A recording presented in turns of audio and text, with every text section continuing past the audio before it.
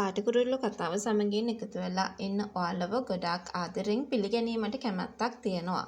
මම අද කතා කරන්න බලාපොරොත්තු වෙන්නේ නුරාන්ගේ මීගාව සැලසුම සම්බන්ධයෙන්.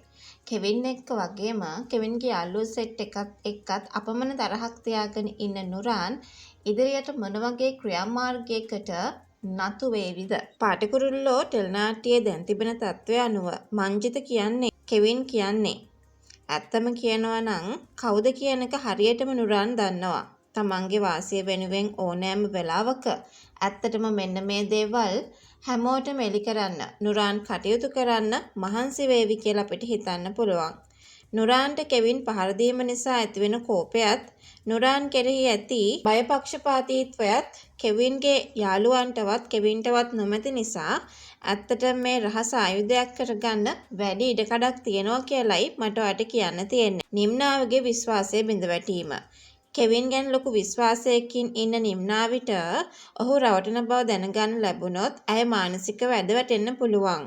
මංජිත නම පාවිච්චි කරලා කෙවින් ඇයගෙන් ඇත්තම් කරලා තියාගත් එක ගැන ඇත්තටම ගොඩාක් දුකකට පත්වෙන්නට හැකියාවක් තියෙනවා. පවුලේ විරෝධය. නිම්නාවිගේ අම්මයි අප්පච්චි ඇත්තටම කෙවින්ට කැමති වෙලා ඉන්නේ ඔහු දුප්පත් කෙනෙක් නිසා. එහෙම නැතුව පොන්සේකගේ පුතා කියලා දන්න නිසා නෙමෙයි. ඇත්තටම රහස හෙළි වුණොත් ඔවුන් කෙවින්ව ඇත්තටම නිම්නාවිගේ ජීවිතෙන් පන්නලා දාවිද?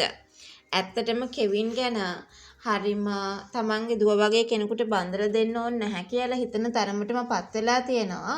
ඒකට හේතුව තමයි පහුගිය කාලේ සිද්ධ වෙච්ච දේවල්. අනිත් එක ඉතින් අපේ පවුලට ගැලපෙන කෙනෙකුත් වෙන්න එපාද කියලා බොහෝ විට මේ දෙමව්පියෝ සිතනවා වන්නට හැකියාවක් තිබෙනවා. නුරාන් සාමාන්‍යයෙන් ඉවසීමෙන් වැඩ කරන කෙනෙක් නෙමෙයි. තමන්ට පහර දුන්න එකට වඩා නිම්නාවිට කෙවින්ගෙන් සිදුවෙන අසාධාරණයේ හුවා දක්වන්න ඉදිරියට ඒ රහස හෙළි කරන්න අනිවාර්යෙන් නිම්නාවිගේ ගෙදරටම යන්න ඉඩ කඩක් තියෙනවා. මංජිත මේ රහස හෙළි කරන්න නිකම්ම නෙවෙයි. ඇත්තටම කෙවින් මංජිත රහස කොයි වෙලාවකවත් හෙළි කරලා නැත්තේ නිම්නාවිව රවට්ටන්න තිබ්බ උමනාවට. ඕනවටත් වඩා වෙලාව තිබුණා මම කෙවින් මම මංජිත කියලා මේ කට්ටියට කියන්න. හැබැයි එහෙම නොකලේ ඇත්තටම තව ටික දවසක් ආශ්‍රය කරලා නිම්නාවිව රවට්ටලා අර හොටල් කාමරස්සෙත් ගියානි කියලා මේ දෙමව්පියෝ ඉන්න තැනදී නුරාන් කියන්න පුළුවන්. ඊට පස්සේ මෙයා වෙන රටකට ගියාට පස්සේ කොහෙත්ම නිම්නාවිටවත් ඒ පවුල උදවියටවත් කෙවින් කියලා කෙනෙක් හොයාගන්න විදියක් නැති වේවි කියලයි මෙතනදී නුරාන් මතක් කරනවා ඇත්තේ. ඇත්තටම නුරාන් නිම්නාවිව පැහැරගෙන ගිහිපෙක වුණත් ඇත්තටම Taman එක්ක කෙවින් එකතු වුණා කියන කතාව කියන්න ඉඩ කඩක් තියෙනවා.